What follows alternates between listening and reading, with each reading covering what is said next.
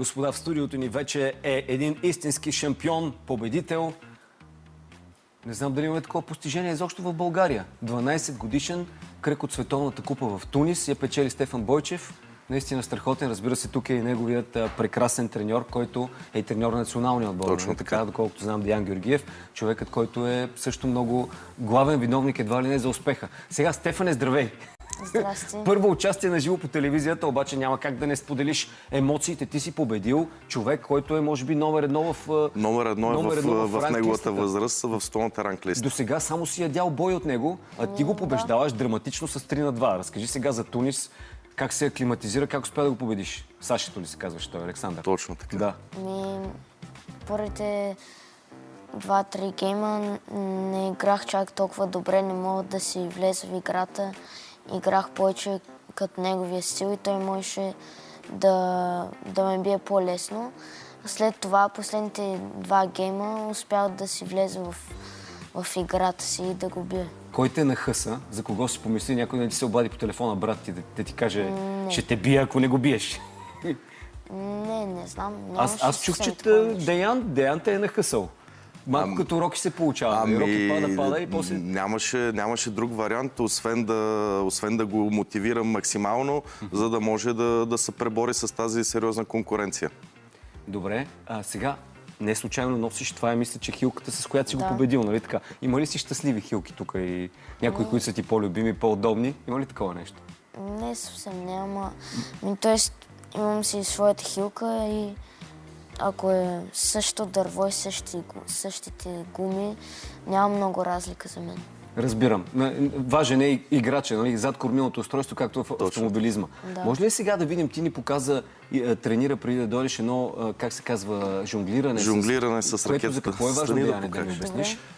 Помага за координацията, помага за чувство към топката, също така успява да си усети ракетата и най-вече самия контакт топка-ракета. Той така може да си продължи с затворени очи, според мен и до нова година. Това е доста тренирано, така че за него това е, както се казва, А и Б. Само да пробва водещия, дали може да пробва?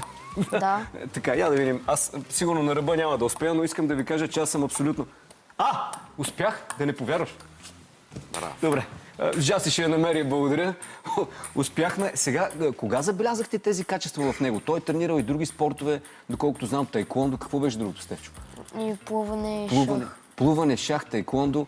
Кога забелязахте тези качества и това, че той е наистина толкова добър и такава надежда в тениса на маса? Значи той беше започнал вече с тенисът на маса. Те живееха в Ирландия, където там не е толкова популярен и развит спорта и свързаха с мене родителите и се наложи да се преместят тук в България, за да могат да водят пълноценни тренировки в националната база. Сега ти заминаваш къде? Буквално след предаването едва ли не тръгвате?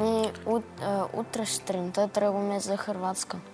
Ама това на състезание или... Отиваме също така на европейски турнир, пак кръг, но от европейските купи. Сега много е интересно, че вие тук с брат ти, който е 3-4 години по-голям. 3-4 години, нали така? 3 години. 3 години по-голям. Да. Си живеете в абсолютен купон. Баба ви гледа, а родителите ви са в Дъблин, нали така? Да. Как се справяте тук само с баба? Има ли дисциплина? Или...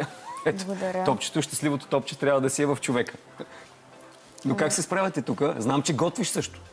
Да, понякога готвя. Какво? Ако има яйца, готвя яйца с бекон, понякога и паста, може би и ориз. Това са важни протеини, нали? Важно е какъв е хранителният режим на един шампион. Да. Баба ви се грижи много за вас, знам. Знам, че колко часа тренирате на ден с брат ти? 4-5 часа. 4-5 часа. И как се разбирате с него? Има ли от време на време спорове? И кой побеждава за сега? За сега той. Ама това стимул ли е, между другото, господин Георгиев? Помага ли на децата, когато играят с някой по-силен от тях, да превъзмогват трудностите и да... Естествено, нашия спорт той се води индивидуален, но без добър партньор няма как да съществува тренировката. Така че това е голям плюс, че той има по-голям брат и успяват да си помагат един на друг. Добре, Стефане, с какво те спечели тениса на маса? Казахме, че си опитвал и други спортове, и бойното таеквондо, разбира се, но Какво най-много ти харесва? Хареса ми как трябва много да мърдаш с краката и как трябва да мислиш много бързо, защото нали, нямаш много време. И да. Имаш ли си любим удар или техника, с която заковаваш?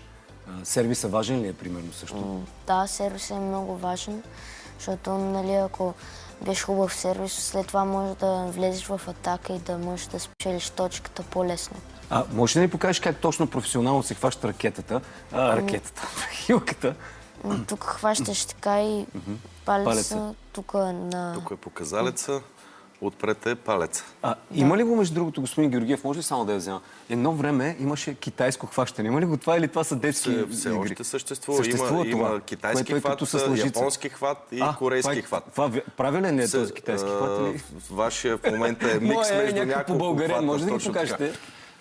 Може всъщност и Стефан да ги покаже. Ти знаеш ли? Значи има различни хватове. Да. Китайският хват е така, като тип клещи. Корейският е отзад, като тип ветрило. Пръстите застават. И европейски хват. Не случайно ви пращам към Азия. Това ли са най-добрите, с които трябва да се гоним и да си сравняваме часовниците? Макар, че ти си победил най-добрия, който е руснак, доколкото разбирам, нали така? Да. Но китайците ли са най-добрите всъщност в тениса на маса? Те в принцип са най-добрите в тенис на маса.